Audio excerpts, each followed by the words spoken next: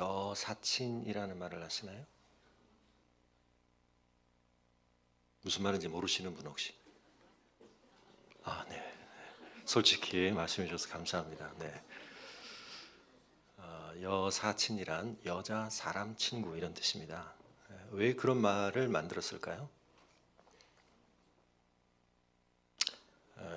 어떤 상황에서 또 어떤 특정 대상을 칭하기 위한 건데 우리의 개념이 더 필요로 되어지는 것은 그 개념을 구별하기 위한 거죠. 뭐와 구별하기 위한 겁니까?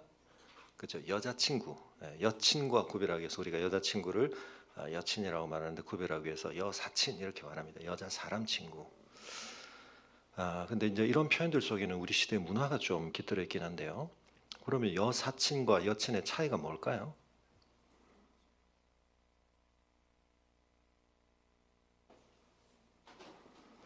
사실은 거기에 이제 여러분의 가치관을 따라 굉장히 많은 다른 표현들이 있을 수 있습니다. 그런데 제가 너무 편파적으로 말을 한다고 혹시 생각되는 우리 20대 남성들이 있으면 양해해 주시고 그렇게 통용된다고들 저도 들었고 또 그렇게 이야기를 하는 사람들이 좀 많이 있나 봅니다. 여사친과 여친을 어떻게 구별하느냐? 여친과는 스킨십을 하지만 여사친과는 스킨십을 하지 않는다. 한편 굉장히 그러고 보니까 그럴 수 있나 싶기도 한데 그래도 되나 싶은 생각도 들기도 합니다. 네. 뭐가 좀 이렇게 와닿으시나요? 개념 정리가 잘 된 것 같나요? 이해는 되셨죠? 이해는 되셨는데 그 이해가 타당한가 옳은가 거기에 대해서는 여러 가지 의견이 있으실 것 같습니다. 우리가 생각할 때는 이성 교제를 한다든지 또 남자친구 여자친구라고 하는 관계는 적어도 성경적으로 우리가 생각할 때 또 그 관계의 더 온전함을 생각할 때 더 궁극적인 지향점을 좀 가지고 있어야 될 것 같고 그리고 그것은 결혼이라고 하는 배타적인 더 깊은 헌신을 향해 가는 어떤 과정이어야 할 것 같은데 요즘 젊은 세대 안에서는 이런 얘기하면 이제 꼰대 소리를 듣습니다. 이성 교제와 결혼을 어떻게 그런 생각을 그렇기 때문에 이제 그런 정의가 훨씬 더 많아질 수 있다고 볼 수 있는데요. 그런 점에서 여친과 남친의 관계는 굉장히 특별한데 한편은 어떤 문제가 생기느냐? 다른 사람과 하지 않는 스킨십을 하죠. 그런데 오히려 여친과 하지 않는 어떤 이야기를 여사친과 더 많이 하기도 합니다. 남사친도 마찬가지일 수 있죠. 네. 그래도 괜찮을까? 네. 저는 아니라고 생각합니다. 왜냐하면 우리는 총체적인 사람입니다. 오늘 제가 이 말로 말씀을 드리는 이유는 이 총체적이라는 말이 제가 교회를 시작하면서 가장 중요하게 고민했던 세 가지 중에 하나인데 두 가지는 많은 말을 제가 뭐 대문글에도 올려놓고 했었습니다만 결국은 숫자가 굉장히 중요하기 때문에 제가 두 가지 숫자 300, 7천 우리 교회 안으로는 기도원의 300용사 근데 이거는 스파르타의 300이 아니라고 자주 말씀을 드립니다. 우리가 엄청난 근력을 키워가지고 우리의 힘으로 뭔가를 해내는 게 아니라 사실은 줄이고 줄인 인원 자신들의 연약함을 자신들의 자부심과 힘에 대한 그러한 자긍심으로 하나님의 일을 감당하는 사람들이 아니라 철저한 자신들의 연약함과 무력함을 하나님 앞에서 깨닫고 하나님을 고백하고 하나님을 의지하는 300명이고요. 7천은 엘리야의 7천. 이 세상에 나 혼자 남은 것 같았는데 그럼에도 불구하고 이 어둠의 시대에 항상 하나님께서는 당신의 사람들을 어딘가에 두고 계시고 우리가 그들을 서로 격려하고 그들에게 응원이 되고 우리의 기도원의 300용사로서의 기독교 세계관적인 씨름들이 그들에게는 굉장히 또 소중한 격려가 되는 그런 관계 우리가 개교회로 모이기도 하지만 우리가 그런 사람들에게 작은 응원이 될 수 있고 협력이 될 수 있는 그런 교회였으면 좋겠다. 제 고민이 그 두 숫자에 들어있습니다. 근데 굉장히 중요한 고민이 이 총체성이라는 말이 들어있는데 교회를 시작하고 여러분들이 저한테 그런 질문을 하시는 걸 들었습니다. 총체성이 무슨 말입니까? 근데 여러분 여사친이 뭡니까를 하기 위해서는 여친이라는 개념이 현재 어떻게 자리 잡고 있는지를 생각하고 이렇게 대비가 되어야 했던 것처럼 제가 총체적이라는 말을 중요하게 고르게 된 건 배경이 좀 있습니다. 그 배경이 뭘까요? 뭐 환원주의라고 부를 수도 있고요. 또는 분업화 전문화 이후 우리가 굉장한 효용과 생산성의 증대는 이루었지만 그것이 남긴 어떤 또 극복해야 할 과제 이런 것들과도 관련이 있습니다. 그래서 우리는 많은 걸 쪼개어서 생각하면 훨씬 더 덩어리 전체를 보다가 잘못 판단하는 것에 비해 더 옳은 판단, 옳은 지식을 추구할 가능성이 많다. 한편 그런 것을 우리가 지식에 있어서도 또 우리가 산업을 해가는 방식에 있어서도 많이 알게 되었고 경험하게 되었습니다. 근데 문제는 뭐냐면 분업화된 산업 이후의 과정이 또한 그런 것들을 우리에게 보여주겠지만 인간이 지식을 추구해가는 데 있어서도 더 작게 쪼개고 가면 주로 이제 서양은 그렇게 분석적인 방법을 많이 쓰는데요. 그러면 우리가 훨씬 더 정확한 지식을 갖게 되고 그렇게 해서 모여진 요소에 대한 지식의 합이 사실은 우리에게 더 중요할 수 있는 전체에 대해서 훨씬 옳은 것을 또 충분한 답을 주리라 하는 생각이었는데 어쨌든 현재까지의 결론은 뭐냐면 우리의 생각이 굉장히 나이브했다, 단순했다. 그래서 전체와 부분의 관계와 관련해서 전체는 부분의 총합 이상이다. 이제 이런 얘기들을 좀 들어보실 수 있을 텐데요. 이런 점들과 관련해서 우리가 한편은 쪼개어 생각하는 것, 나누어 생각하는 것, 너무 많은 것을 얽어서 생각하지 않고 특정 면만 주목해서 생각하는 것, 우리에게 굉장히 좋은 면들이 있습니다. 근데 문제는 뭐냐면 우리 시대에 지금 그것이 가져다 준 효용도 굉장히 컸지만 그런 접근 또 그런 판단 또 그런 관점이 너무 지배적이 되다 보니까 우리에게 생긴 심각한 문제들이 많이 있습니다. 그 중에 하나는 바로 사람을 바라보고 그 사람의 삶이 관여되어진 많은 가치들을 판단하는 데 있어서 우리에게 지금 심각한 문제들이 있다는 것입니다.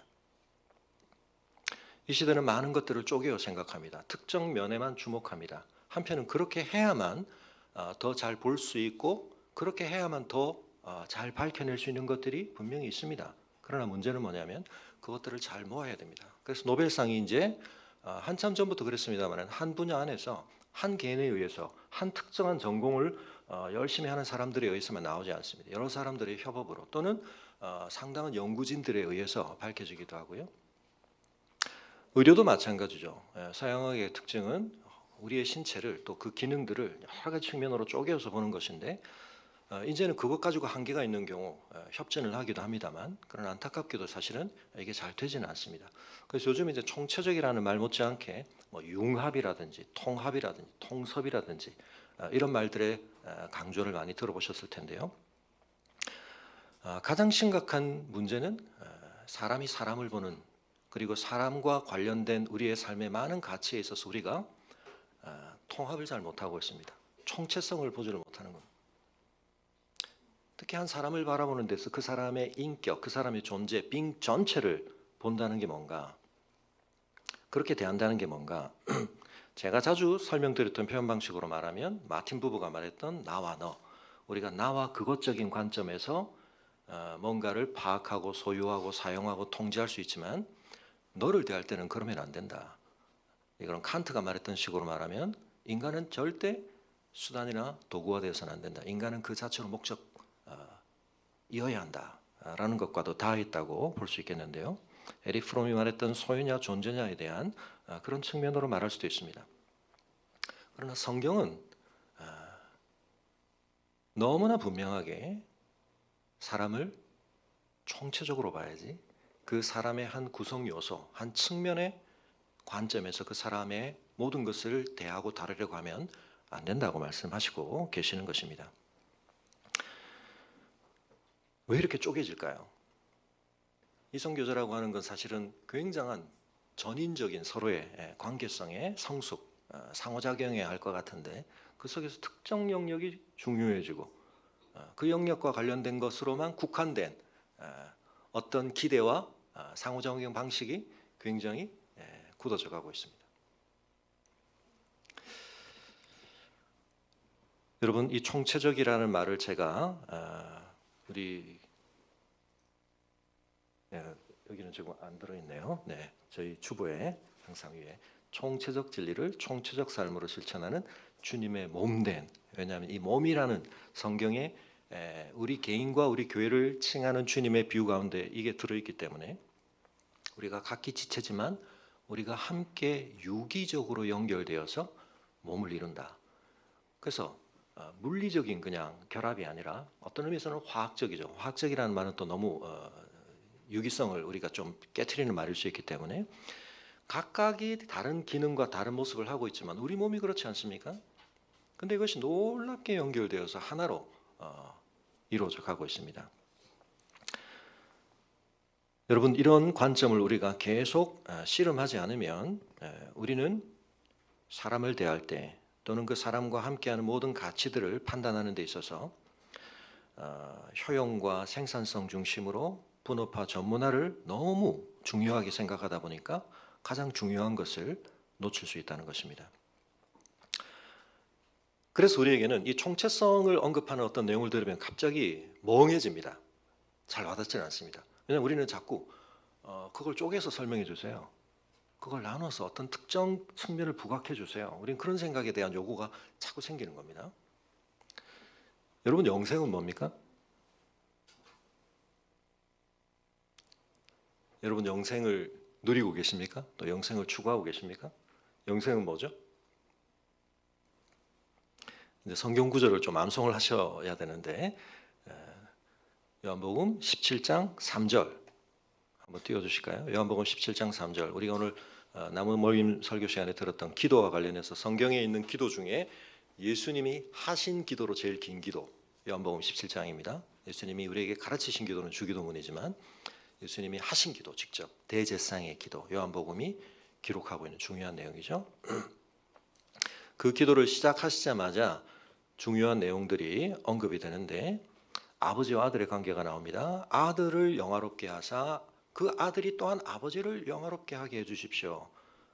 때가 이르렀습니다. 이제 이 일이 이루어져야 합니다. 십자가를 앞두고 하시는 기도입니다.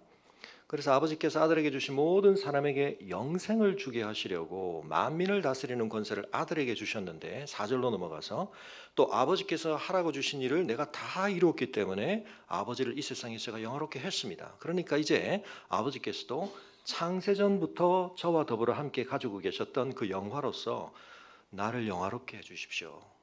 아버지와 아들 사이에 긴밀한 대화가 이루어지고 있습니다. 근데 그 사이에 3절이 있습니다. 같이 읽을까요? 3절 시작.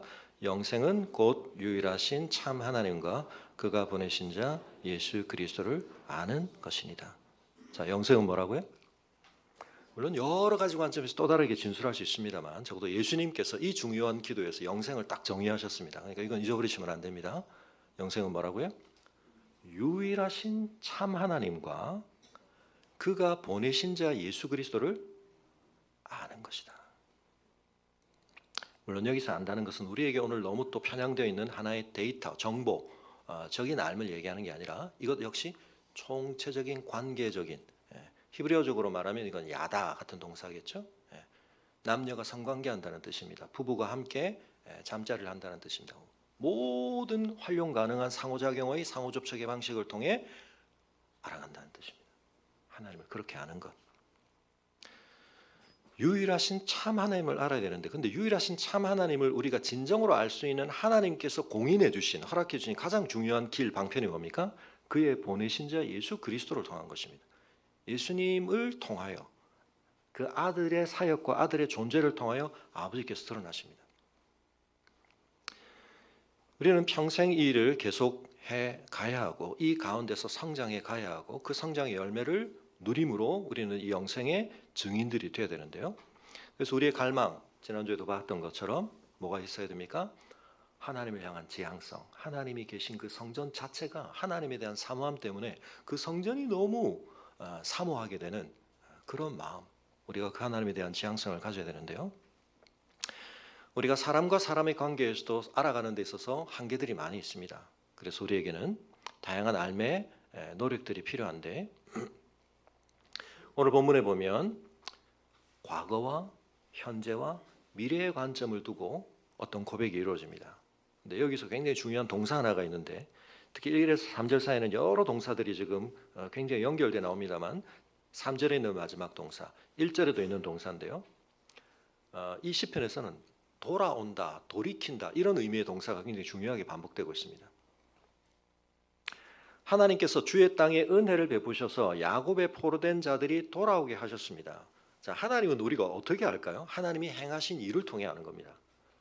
그래서 예수님께서도 내가 아버지께 받은 권능을 가지고 아버지의 뜻을 위해서 행한 그 일로 하나님을 영화롭게 했다. 하나님이 어떤 분이신지를 드러냈다. 여기서 영광, 영화 이런 말들은 그 존재의 본질이 왜곡되거나 축소되거나 훼손되지 않고 있는 그대로 드러나는 상태를 얘기합니다.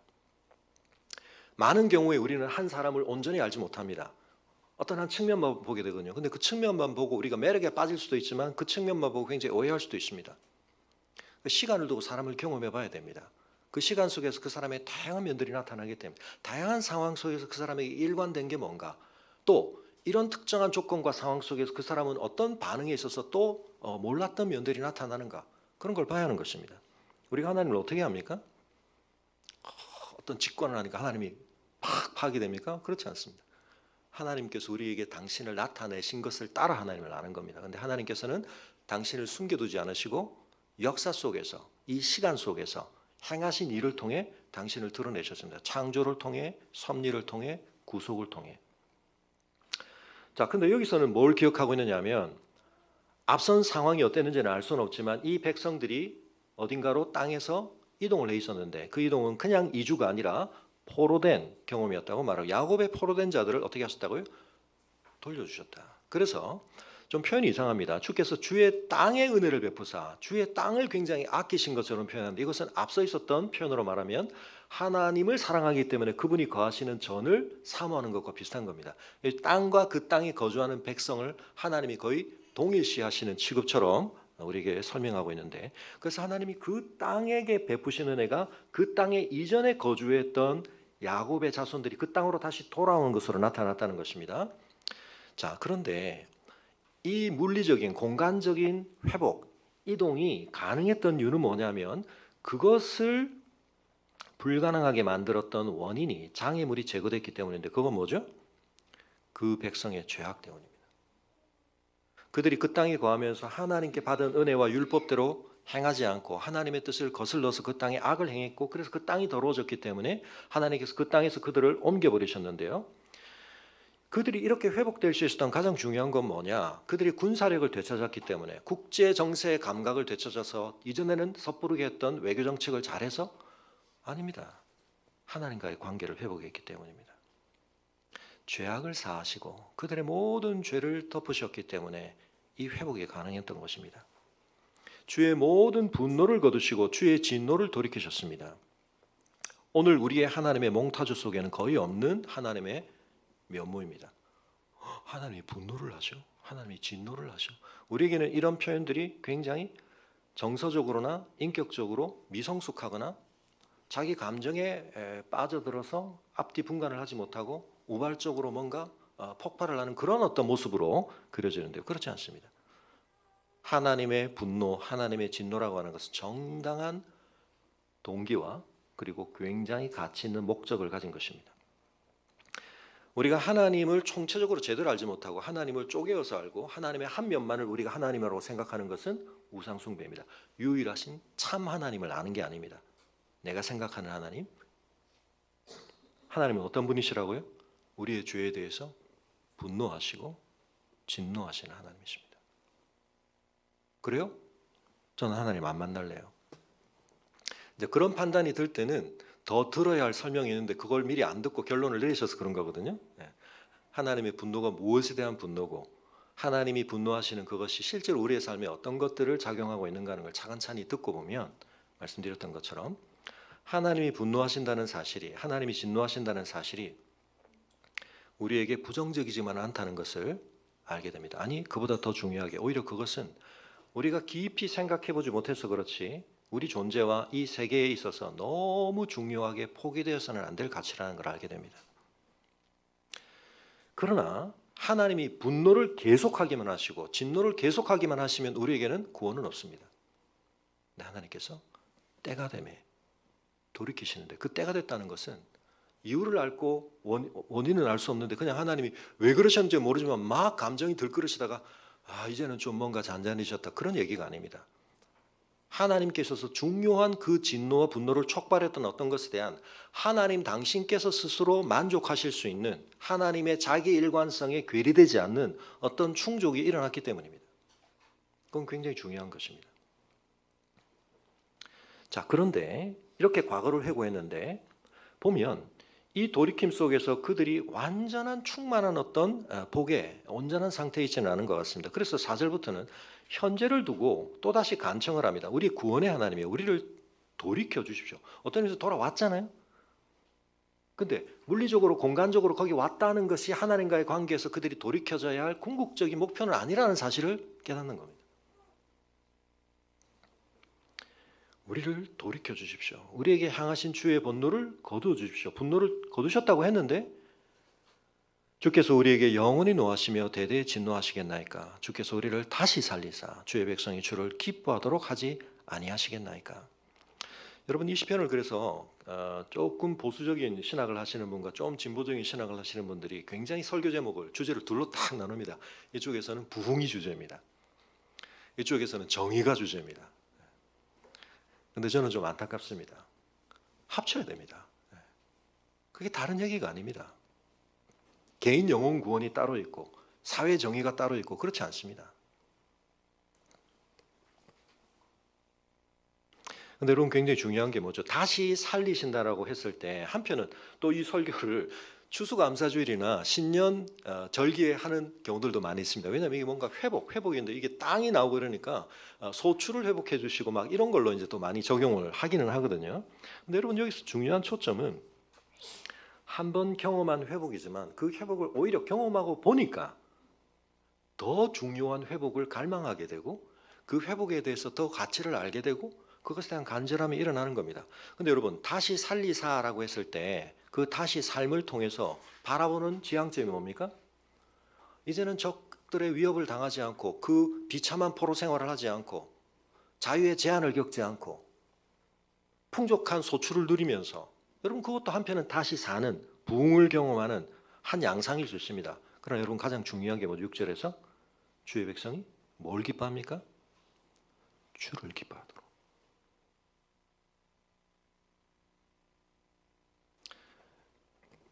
여러분 그리스도인들에게는 책임이 있습니다. 안치환 씨가 부른 노래에 증거할 책임이 있습니다. 사람이 꽃보다 아름다워. 물론 이제 꽃이 어떤 꽃이냐에 따라 다를 수 있겠지만 사람이 얼마나 멋질 수 있는가 그걸 증거할 책임이 그리스도인들의 책임입니다. 저 사람 너무 멋있다. 저 사람 만나고 싶다. 저 사람하고 앉아서 막 얘기하고 싶다. 왜요? 우리를 지으신 우리의 형상의 원형이신 하나님이 그렇게 멋진 분이거든요. 그분을 온전히 알아가면 그분을 총체적으로 알고 나면 저에게는 하나님을 그런 분으로 기대하게 만든 여러분들이 계십니다. 그 중에 한 분은 어제 설교를 하신 우리 박은주 목사님. 예전에도 말씀드렸지만 제가 중고등학교를 거치면서 제가 굉장히 영적으로 영향을 많이 받았던 어떤 목사님 중에 한 분이 저를 굉장히 실망시키는 알고 보니까 이분의 뒷모습에 이런 게 있었구나 알게 되면서 굉장으로 한편은 영적으로 큰 영적 지도자와의 관계에서 큰 어려움을 상당히 오래 겪었죠. 근데 이제 그걸 회복할 수 있도록 신뢰를 다시 되찾을 수 있도록 해주신 몇 분이 계신데 그 중에 한 분이 이제 박은정 목사님이시죠. 외람된 말씀이요. 저도 목사님하고 이제 꽤 긴 시간을 지내다 보니까 목사님이 그러나 완전하진 않으십니다. 목사님이 가지고 계신 어떤 또 측면에 있어서는 또 이러저러한 면들도 있으신데 그걸 어떤 의미에서는 제가 누구보다 잘 할 수도 있습니다. 그러나 그럼에도 불구하고 저는 그분을 존경하거나 또 그분과의 관계를 아름답게 누리는 데서 그것이 문제가 되지 않습니다. 김혜건 목사님도 저에게는 그런 역할을 해주셨던 분 중에 한 분이거든요. 조금 측면들이 다르긴 합니다. 근데 살아서 만나지는 못했지만 로이드 존스 목사님이나 존 스토트라든지 그래서 제가 예전에 영국 갔을 때 말씀드렸죠. 그 교회 앞에 가가지고 멍하니 새벽에 혼자 걸어가지고 기다리고 있는데 얼마나 마음이 벅찬지. 그분이 사역하셨던 교회구나. 올 소울스 처치 앞에 가가지고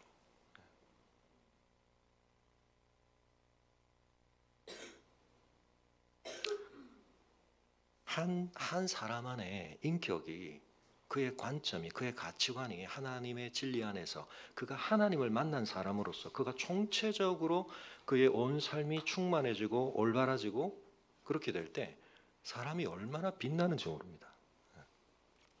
그런 점에서 저는 여러분이 너무 죄송합니다. 제가 많은 걸 가리고 있기 때문에 제가 더 그런 면에 있어서 하나님 앞에서 충만해질 수 있도록 여러분이 좀 기도를 해주셔야 됩니다. 우리 직분자들 마찬가지입니다. 좋은 나무교회 장로님, 좋은 나무교회 권사님 보니까 그 교회 다니고 싶다. 그 교회 나가면 뭔가 너무 또 부담은 갖지 마시고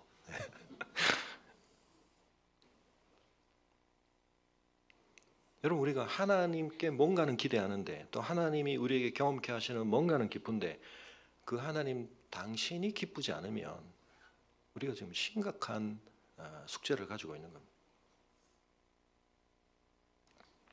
뭐가 영생이라고요? 그 영생이라는 그냥 시간적인 긴 삶을 얘기하는 게 아닙니다. 오는 세대의 생명이라는 뜻으로서 이 세대의 생명의 한계성과 제한성과 여러 가지 지금 죄로 말미암은 문제를 다 극복한 완전한 온전한 생명성을 얘기하는 거거든요. 그건 하나님을 아는 것입니다. 하나님과 교제하는 것입니다. 여러분 이성 교제를 할 때도 여러분 그런 관계성을 경험한 친구들이 이성 교제를 할 때는 어떨까요? 서로를 알아가는 것, 서로의 역사를 알아가는 것, 때로는 서로의 마음속에 있는 어려움을 알아가는 것, 그걸 가지고 위로할 수 있고 더 깊이.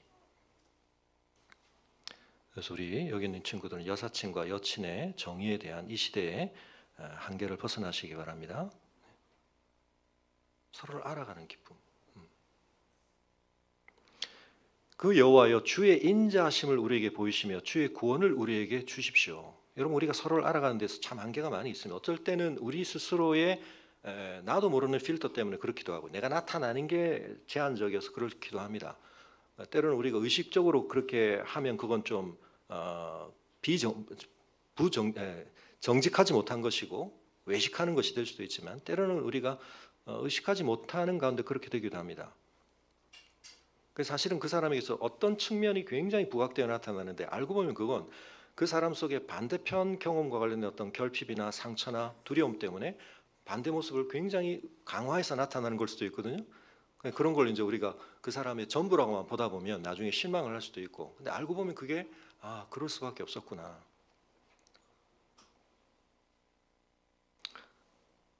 굉장히 이런 어떤 측면만 이 사람의 진짜라고 생각을 했는데 더 깊이 들어가 보면 그건 그 사람의 어떤 결핍 때문에 또 어떤 두려움 때문에 반대 모습을 강화한 경우, 때로는 부모님의 상호작용 속에서 나는 그러지 말아야지라고 하면서 이걸 막 강화한 건데, 그래서 결혼하고 나면 많은 분들이 저는 그 사람이 그런 줄 않고 만났는데 알고 보니까 정반대 사람이었어, 이런 분들. 또 본인은 자신의 아버지나 어머니 아닌 사람을 만나려고 막 했는데 그렇다고 생각했는데 자기 어머니 아버지 거기 딱 들어앉아 있더라, 뭐 이런 분들을 많이 보게 됩니다.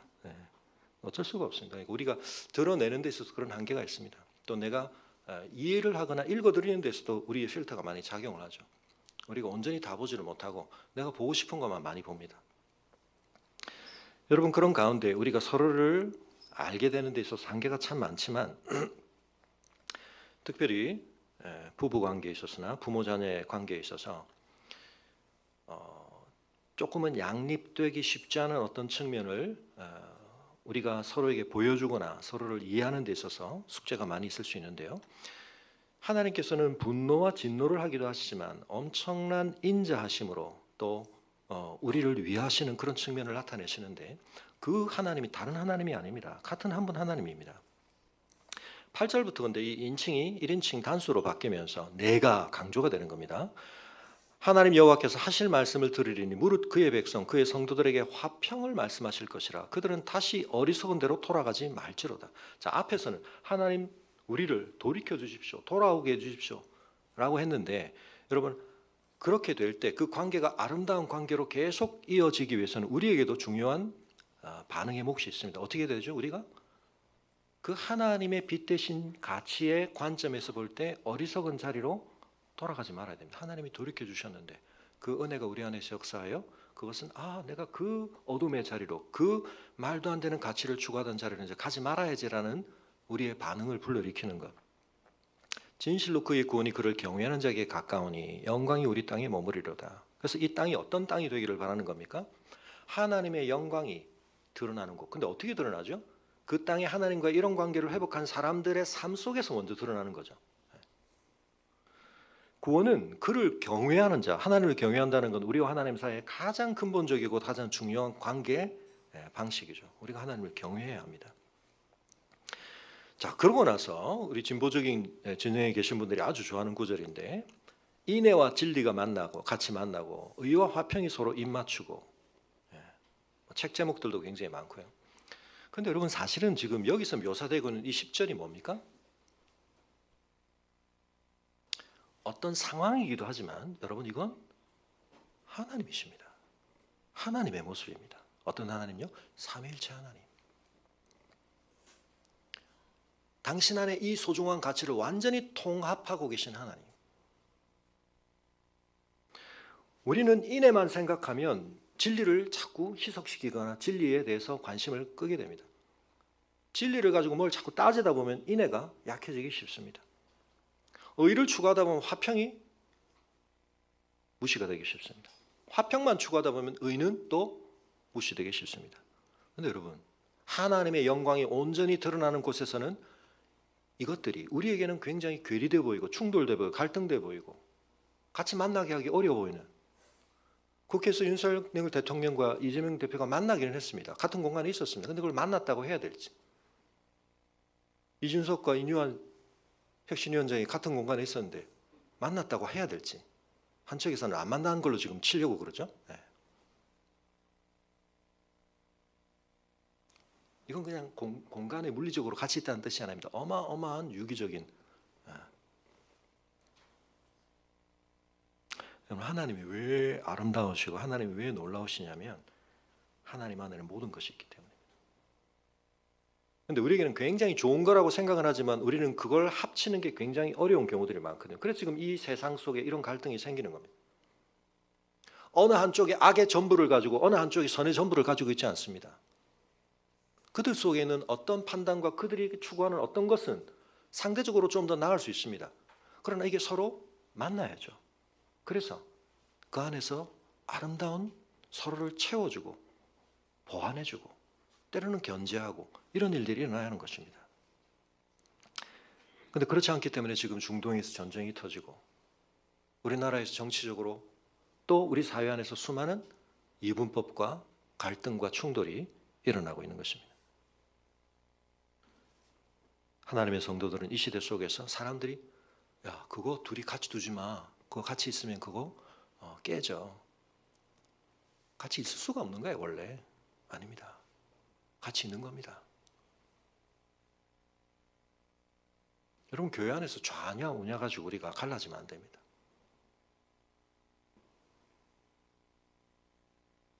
하나님 안에는 참된 모든 것이 있습니다. 그래서 한편은 우리도 각자에게 온전하지 않지만 조금 더 내가 나은 어떤 은사가 있을 수 있고 조금 더 내가 더 나은 어떤 판단을 할 수 있는 것들을 우리가 아름답게 그리스도 몸 안에서 함께 합쳐가며 그래도 주님이 더 기뻐하시는 길이 무엇일지를 분별하고 확인하고 그걸 위해서 힘을 모아가고 해가야 하는 것입니다. 진리는 땅에서 솟아나고 의는 하늘에서 굽어봅니다. 여호와께서 좋은 것을 주시는데 우리 땅에 그 사물을 내리라. 근데 그 사물의 가장 중요한 것은 하나님, 어떤 의미에서는 이제 하나님과 이 땅과 그 안에 거하는 백성 사이에 놀라운 막힘이 뚫리고 호응이 이루어져서, 이건 호세아에서도 있는 편이고 선지서에 많이 나타나는 편입니다. 그래서 이제 막 응하기 시작합니다. 원래는 하늘이 막 막히고 땅이 막히고 이랬다가 응하니까 하늘에서는 비가 내리고 땅에서는 싹이 돋아나고 나무에서는 열매가 맺히고 그 안에 사는 사람이 풍요함을 누리고 이렇게 되는 거죠. 그러나 그것은 그런 자연적인 질서의 회복만이 아니라 더욱 중요한 하나님 안에 있는 하나님의 가치가 그 안에서 막히고 다치고 괴리되고 하지 않고 온전히 통합되어지는 것입니다. 여러분, 우리 개인의 몸도 마찬가지입니다. 제가 계속 좀 말씀을 드리고 있지만 여러분, 그래서 요즘 한편은 지난주에 말씀드렸던 건 무슨 신경 전달 물질이나 호르몬 하나만 새로 더 연구가 되어서 뭐 실험 결과만 나오면 막 난립니다. 그래서 뭐 그걸 막 섭취해야 된다는 둥. 근데 여러분 많은 경우 우리 혈관 혈내 장벽에 그렇게 많은 고분자는 직접 들어갈 수 없어서 음식 먹어봐야 그게 들어가지 않는 경우들이 많거든요. 우리 몸의 어떤 의미에서는 여러분 교감신경이 활성화될 때와 부교감신경이 활성화될 때와 긴장과 이완과 흥분과 억제와 이런 많은 것들이 잘 조화가 돼야 됩니다. 그래서 어떤 특정 하나만 너무 가면 안 되는데 일반적으로 지금 우리 사회가 지금 너무 교감신경을 항진시키는 쪽으로 많이 가 있고 긴장과 경직과 불안과 이런 것들이 너무 올라가 있기 때문에 제가 호흡이라든지 이런 걸 통해서 우리가 이완 반응을 많이 일으켜야 된다는 얘기를 하지만 제가 호흡을 강조하는 굉장히 중요한 이유가 하나 있습니다. 그 중에 하나는 뭐냐면 이 시대의 관점이 사람을 보거나 우리 사람 안에서 일어나는 작용과 관련해서 너무 환원주의적으로 가고 있습니다. 우리가 뇌를 더 많이 알아야 되고 신경과학에 대해서 너무 많이 알아야 되고 저도 누구 못지않게 그런 영역들을 들여다볼 수 있고 많은 것들을 섭렵하고 있습니다만 그리고 저도 여러분 우리가 필요하면 제 후배 정신과에 제가 많이 소개합니다. 약도 먹는 것이 필요한 도움을 얻는 한 방법일 수 있습니다. 그런데 여러분 그 약 하나 먹는 것이 우리를 완전히 어떤 상태로부터 확 바꾸는 게 아닙니다. 특별히 그래서 우리가 의식의 차원에서 나를 통합적으로 컨트롤할 수 있는 굉장히 중요한 채널을 우리가 잃어버리고 있습니다. 그게 뭐라고요? 자율신경은 우리가 직접 통치할 수가 없습니다. 사실은 그건 어떤 의미에서 우리의 생명을 근본적으로 하나님께서 주관하신다는 것에 대해서 우리를 굉장히 겸손하게 만드는 우리 몸의 현실입니다. 내 자율신경을 내가 다 통치할 수 없는데 우리 생명과 관련해서 유지되어지는 굉장히 중요한 기관들은 전부 자율신경계의 영향을 받고 있습니다. 그러나 많은 경우에 우리가 그런 점들과 관련해서 우리 몸을 쓰거나 우리의 삶이 놓이는 여건들이 굉장히 우리에게 어떤 특정한 흐름들을 너무 많이 강조하고 있기 때문에 개입이 좀 필요한데 그런 개입을 할 수 있는 유일한 채널은 호흡입니다. 그리고 다시 말씀드리지만 여러분 기도를 하는 것도 이 호흡과 무관하지 않습니다. 그래서 근데 우리 한국 교회의 기도를 한번 보십시오. 기도를 그렇게 해야 된다고 누가 가르친 것도 아닌데 우리가 자꾸 두rum풍을 어깨너머로 그런 기도를 확산시키다 보니까 우리는 기도하면 전부 어떤 기도가 떠오릅니까? 방언 기도거나 통성 기도거나 이 전부 뭐죠? 말을 막 내뱉는 기도잖아요. 말을 하는 것도 기도지만 말하지 않고 가만히 있는 것도 기도이거든요. 물론 제가 관상 기도를 막 강조하는 건 아닙니다. 그런데 우리가 기도에 있어서 굉장히 다양한 스펙트럼이 있을 수 있는데 모여서 기도하면서도 여러분 깊은 침묵 가운데 기도할 수 있습니다. 그리고 여러분 저의 경우는 하나님의 말씀을 충분히 제가 머금고 하나님 앞에 깊이 기도하면 제가 신비주의를 얘기하는 건 아닙니다. 근데 하나님께서 가장 그 상황에 적합한 말씀들을 떠오르게 하시고 그 말씀이 더 깊이 묵상되게 하시고 어떨 때는 예수님과 관련된 어떤 그 사건의 장면들의 그 실감을 훨씬 더 성령께서 깊이 주시고 이런 것들을 우리가 경험하면서 기도해야 되는데 내가 뭔가를 자꾸 작용하고 있는 것만 기도라고 생각하면 그 기도 속에서 하나님께서 성령께서 우리 안에서 말할 수 없는 단식으로 기도하시고 우리의 다양한 채널을 쓰시거든요. 우리의 기억을 사용하기도 하시고 우리의 감정을 사용하기도 하시고 많은 것에서 이런 상호작용이 있는 기도여야 하는데 내가 액티브해지는 면만 기도라고 생각하는 말이 끊어지면 기도가 끝난 것처럼 말을 계속 나누는 사람이 기도를 잘하는 사람인 것처럼 그렇지 않습니다. 때로는 할 말이 없어서 말이 안 떠올라서 하나님 앞에 예수님께서 그러셨던 거 몸으로 기도할 수 있습니다. 겟세마네 동산에서 예수님께서 땅에 머리를 대시고 그 표현은 그 몸을 왜 그렇게 하시나요? 우리 몸과 마음이 분리되지 않기 때문에 뭘 기도해야 될지 모르는데 그냥 엎드려서 땅에 얼굴을 대고 있는 거 그것도 기도죠.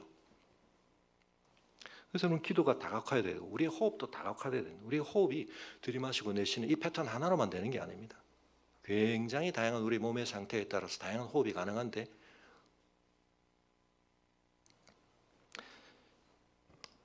사랑하는 성도 여러분 우리가 하나님을 더 깊이 만나야 되고 우리가 만나는 하나님이 내가 만나고 싶고 내가 만나본 적이 있는 면으로만 나에게 만나지시는 하나님이 아니라 때로 나에게 분노를 진노를 나타내기도 하시고 그러나 내가 상상할 수 없는 인자로 나를 대하기도 하시고 우리의 죄성은 나를 한없이 봐주지만 하나님은 어떨 때는 너무나 날카롭게 우리를 직면케 하시기도 하십니다. 그러나 어떨 때는 내가 나 자신을 용납할 수가 없는데, 내가 나 자신을 봐줄 수가 없는데 하나님이 그런 나를 더 봐주십니다. 그 속에서 내 한계를 넘어서는 겁니다. 내 의의 한계도 넘어서고 내 인의 한계도 넘어서는 겁니다. 그래야 우리가 더 다른 사람에 대해서도 자기중심성을 벗어나서 올바르게 진리를 적용할 수도 있고 그 사람을 진심으로 위로할 수도 있고 그렇게 되는 겁니다. 제가 지난주에 약속을 했기 때문에 제가 약속하고도 못 지킨 것들이 많아서 죄송합니다만,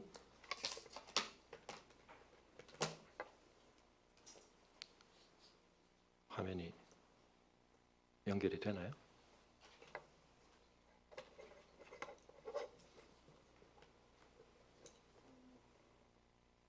지난 주일날 제가 민규의 친모를 만났습니다. 저녁에 우리 여기 센터키즈에 있던 우리 직원분 중에 한 분이 늘 오셔가지고 이렇게 그 고양이 밥을 주고 막 하시는 분이 계셨는데, 알고 보니까 그분이 제가 이름 붙이기로는 민규, 그분한테 들으니까 레고가 본명이라고 합니다. 레고. 2018년에 이 건물에서 태어났대요. 그래서 늘 돌봐오셨는데 센터키즈로 거의 대부분이 따라갔고, 심지어는 이제 그분이 거기서 일을 안 하시더라고요. 그러면서 집으로 다 데리고 가셨대요. 근데 얘만 거기다 데려놔도 자꾸 떠돌아다니고, 아마 이 삼색 고양이가 약간 자유로운 영혼인 것 같아요. 어디 매여 있는 걸 싫어하고. 그래서 이제 얘가 늘 걱정이 돼서 여기 와서 밥을 주는데 다른 애들이 다 먹고 가는 것 같고 이제 이 레고를 잘 보지를 못해가지고 그랬는데, 그래서 제가 이제 그동안 찍어놨던 영상을 보여드리고 했는데 이분이 깜짝 놀라시면서 얘가 어떻게 사람한테 다가가서 이러냐. 제가 잠깐 지난주에 보여드리기로 한 영상 보여드립니다. 이건 3주 전인 것 같은데요. 네. 소리를 연결 안 했으면 제가 부르면 이렇게 웁니다. 제가 부르면 응답을 합니다. 대답을 해줍니다. 소리는 연결을 안 했는데요. 제가 민규야 부르고 있는데 좀 속도를 좀 빨리 하겠습니다. 네. 그래서 제가 부르면 쫓아옵니다. 그래서 막 와서 5배속으로 보여드리겠습니다. 총총총총 계속 제가 지금 부르고 있습니다. 저랑 따라와서 이제 마당까지 왔고, 제 방 앞으로 와서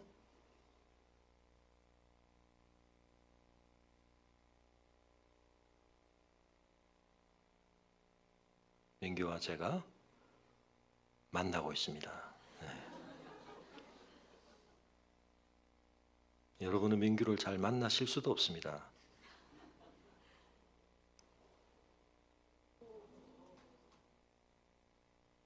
민규와 제가 만났습니까? 네, 좀 부러우신가요? 네. 근데 이 고양이가 굉장히 겁도 많고 그렇다고 하는데 어떻게 저를 잘 봐줬는지 그래서 이렇게 만나게 되었는데, 근데 여러분 저와 민규의 만남보다 훨씬 중요한 만남을 우리가 해야 됩니다. 우리 안에서 우리가 만나야 됩니다. 나 자신이 사실은 내 교감신경이 활성화되는 부분과 부교감신경이 활성화되는 부분이 이렇게 역작용을 하고 괴리를 하면 안 되고 이게 통합이 돼야 되거든요. 총체적으로. 부모와 자식의 관계 속에서 자녀가 알고 있는 부모의 어떤 모습들 중에 어떠한 특정 측면 때문에 자녀가 상처를 받았을 수도 있고, 또 서로의 관계 그것 때문에 굉장히 어떤 균열이 생겼을 수 있지만 거기에 통합이 일어나야 됩니다. 근데 가장 중요한 건 우리가 이웃과의 관계에서도 그래야 돼요. 이 모든 것의 출발은 어디입니까? 하나님과 우리가 온전히 만나야 됩니다. 복음은 뭐죠? 그 하나님의 총체성이 우리에게 예수 그리스도 안에 드러난 것이고, 그 하나님께서 그렇게 우리를 만나 주신다는 얘기입니다. 그 만남을 경험해야 우리가 온전한 형상을 경험할 수가 있습니다. 그리고 그런 우리가 또한 함께 할 때 그리스도의 온전한 몸이 되는 것입니다. 이곳에서 하나님의 놀라운 은혜의 역사들로 말미암아 인애와 진리와 의와 화평이 만나는 역사들을 하나님께서는 일으키기를 원하시는 것입니다. 여러분 그 일을 위해서 때로 우리의 삶의 과정에서 어떤 어려움들을 통하여 하나님께서는 그 일을 우리에게 이루게 하십니다. 우리 시간에 잠시 새로운 찬양을 한 곡 같이 불렀으면 하는데요.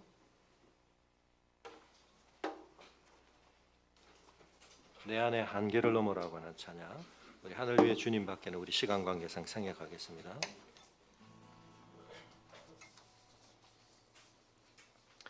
우리 찬양할 때 여러분 우리 안에 어떤 한계가 여러분에게는 지금 가장 심각하다고 생각되시나요?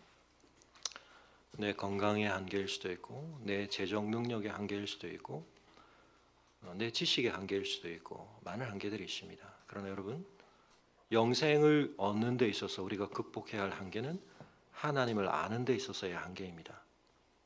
내가 하나님을 온전히 알고 있는가? 하나님을 총체적으로 알고 있는가? 그리스도 안에서 우리에게 드러내시는 그 하나님의 전모를 우리가 알고 있는가? 그 하나님의 어떤 측면만을 알기 때문에 우리는 하나님을 잘못 쫓아가고 있기도 하고, 하나님을 쫓아간다고 쫓아가는데 우상을 쫓아가는 것입니다. 그리고 한편은 하나님을 우리가 안다고 생각하지만 그 하나님과 가까이 하기 싫은 것입니다. 거리를 유지하고 하나님께 다가가지 않습니다. 여러분, 이것이 한계입니다. 하나님을 알아가는 일에 있어서 한계를 넘어서서 우리가 더 깊이 하나님을 알아갈 수 있기를 바랍니다. 이 가장 복된 일, 이 영생을 위하여 때로 우리가 경험적으로 심각하게 여기는 한계들을 하나님께서 허락하십니다. 우리가 그 한계의 절망 속에서, 그 한계의 절박함 속에서 하나님의 뜻 앞에 새 눈과 마음을 열고 나아갈 수 있도록, 새 기대를 열고 나에게는 실감되지 않았던 그 말씀의 진리가 정말 그러한가, 마음과 귀를 열어보는 기회가 되도록 하시는 그 은혜를 우리가 생각하며 우리 함께 찬양했으면 좋겠습니다.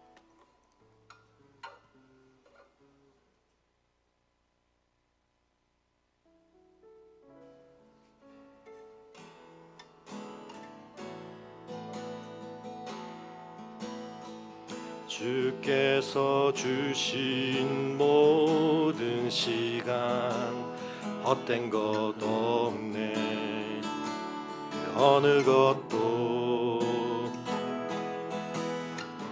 주의 뜻 알기 어려워도 이유 있음을 알기 원해. 나의 모든 걸음이 주님 안에 있기에 주의 이야기 되네. 내 안의 한계를 넘어 일하시는 주, 크신 주의 은혜 내 삶을 이끄시네.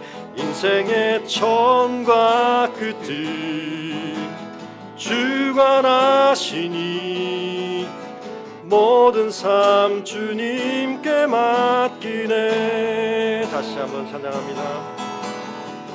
주께서 주신 모든 시간 헛된 것 없네.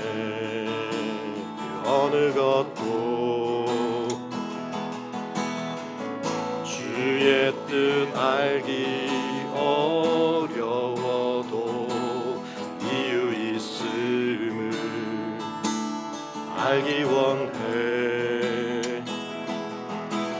나의 모든 걸음이 주님 안에 있기에 주의 이야기 되네. 내 안의 한계를 넘어 일하시는 주, 크신 주의 은혜 내 삶을 이끄시네.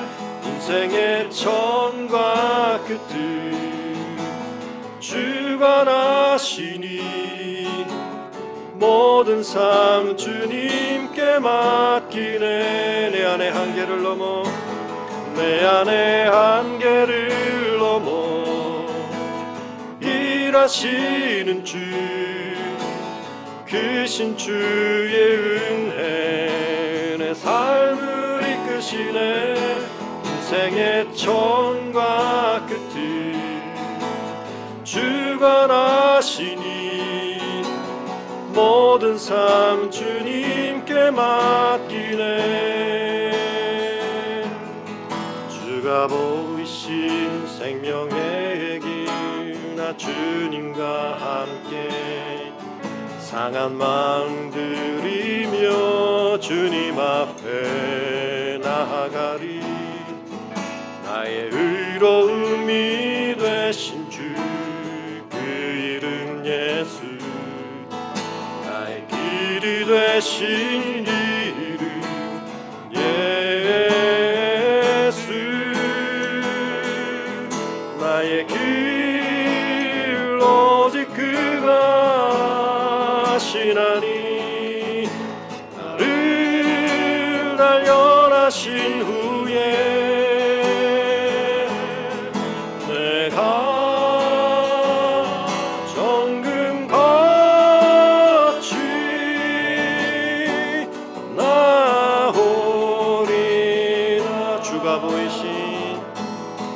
주가 보이신 생명의 길 나 주님과 함께 상한 마음 들이며 주님 앞에 나가리.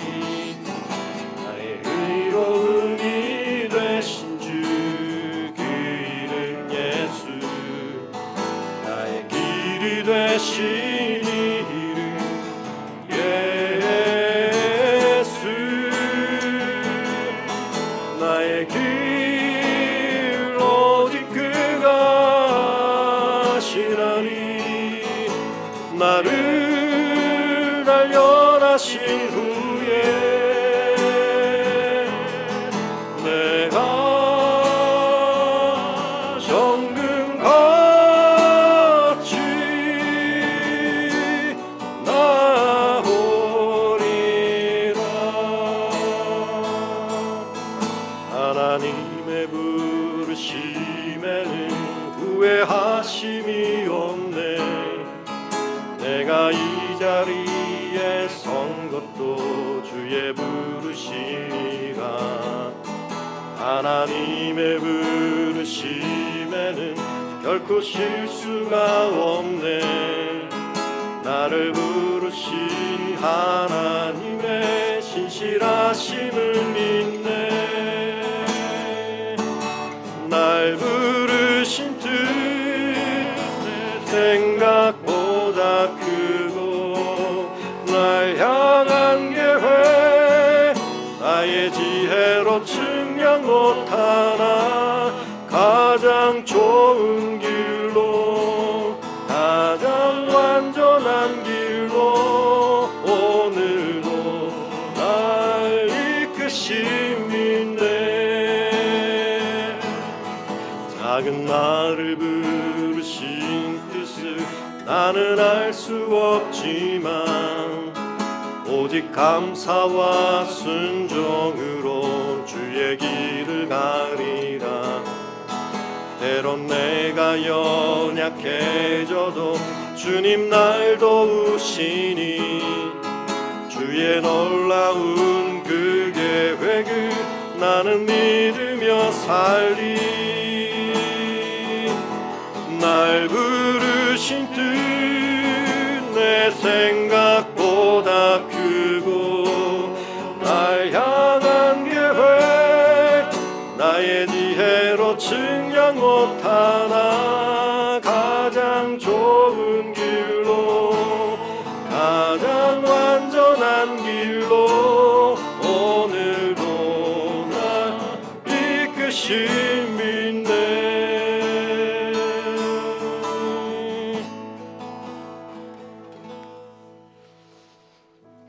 우리 지나온 시간도 우리가 지금 서 있는 이 시간도 우리는 알 수 없고 우리에게는 두려울 뿐인 우리의 내일도 그 모든 총체적 시간이 주님 안에 있습니다.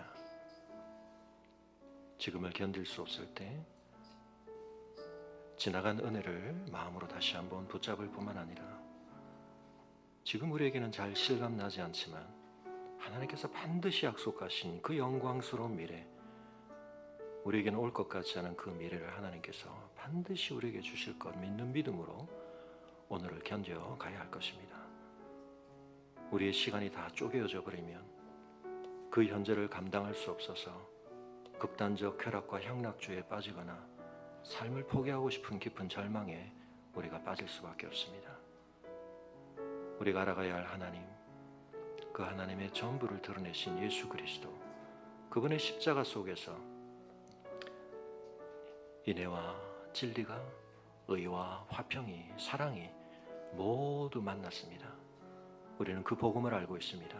이 총체적 복음을 아는 자들답게 내 삶의 어떤 순간에도 주님 안에서 우리가 빚어지게 하시고 그 시간들을 통하여 우리가 하나님을 총체적으로 알 뿐만 아니라 나의 인격이, 나의 존재가 주님을 총체적으로 담고 담아가는 그러한 삶 되게 하여 주옵소서. 우리 함께 기도하겠습니다.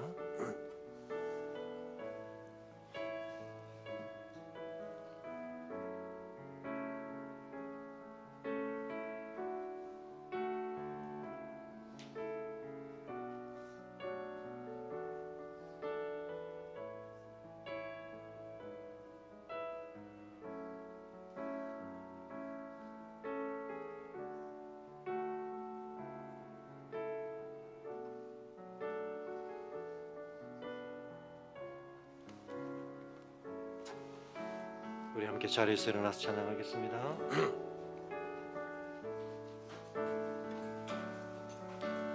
주님 큰 영광 받으소서. 홀로 찬양 받으소서. 모든 이름 위에 뛰어난 그 이름, 온 땅과 하늘이 다 찬양해. 겸손하게 우리 무릎 꿇고 주 이름 앞에 영광 돌리세. 모두 절하세. 독생자 예수 주님께 찬양 드리리. 모든 영광과 존귀와 능력 받으소서. 받으소서. 영광과 존귀와 능력 받으소서. 받으소서. 그리스도 살아계신 하나님.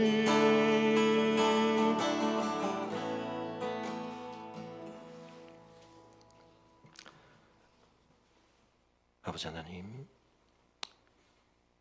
저희는 하나님께 받고 싶은 간절한 기도의 제목도 있지만 너무 피하고 싶고 너무 직면하고 싶지 않은 그러한 것들도 있습니다. 때로 하나님께서 우리의 삶에 그러한 것들을 허용하시는 것 같아 성경이 우리에게 증거하는 하나님의 모든 성품이 우리에게 와닿지 않고 우리에게는 그저 한없이 나를 싫어하시고 진노하시고 저주하시고 분노하시는 하나님으로만 느껴지는 현실 속에 내동댕이 쳐져 있는 것처럼 여겨질 때가 있습니다.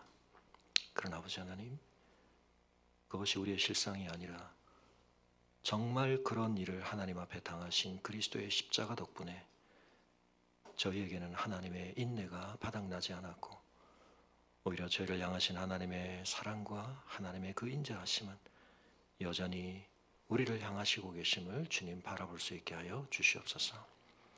아버지 하나님, 힘겹고 어렵지만 이 현실의 한 걸음 한 걸음을 내디뎌가는 바로 이 시간들 속에 우리의 영혼이 이어지게 하시고 내일을 향한 우리의 소망이 되살아나게 하여 주시고, 그래서 그것으로 인해 견디게 하시고 우리의 지나온 삶을 돌아보며 하나님 앞에 감사할 수 있는 저희들 되게 하여 주시기를 원하오며, 저희가 복음을 쪼개어 이해하지 않고 성경이 증거하시는 하나님을 칸막이 쳐 나누어 경험하려 하지 않고 하나님의 전부를 알아가기를 열망하며 우리의 삶 전부를 통하여 말씀하시고 역사하시는 하나님을 인정하며 내 삶 전부를 통하여, 내 존재 전체를 통하여 그리스도께서 그러셨듯이 내 환경과 상황을 초월하는 하나님의 평강을 누리며 내 삶 속에서 주의 인자와 진리가, 의와 화평이 만나며 입맞추며 총체적으로 하나됨을 경험해가는 또 한 주간의 삶 되게 하여 주시기를 간구하고, 이제는 우리 주 예수 그리스도의 은혜와 우리 아버지 하나님의 그 크신 사랑과 성령의 감화감동 교통하심이 좋은 나무교의 직분자로 세워진 두 분의 장로님과 시무협동권사로 세워지신 9분, 그리고 안타깝게 인직식에 함께하지는 못하셨으나